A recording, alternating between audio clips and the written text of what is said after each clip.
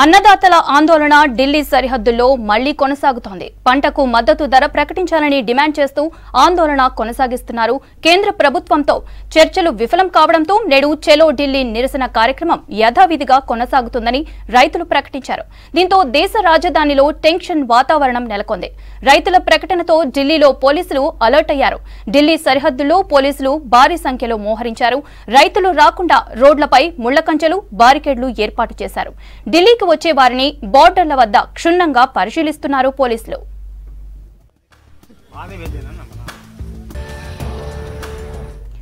మరోవైపు రైతులు పంజాబ్, హర్యానా రాష్ట్రాల సరిహద్దు ప్రదేశం అయిన శంభు వద్ద అధిక సంఖ్యలో వేచి ఉన్నారు. దాదాపు 14,000 మంది రైతులు 1,200 ట్రాక్టర్లతో సిద్ధంగా ఉన్నారు.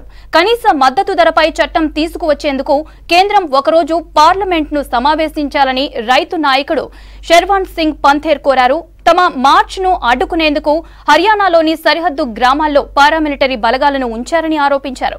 ఇటు నిరవధిక ధర్నాలు చేసేందుకు రైతులు సిద్ధమయ్యారు.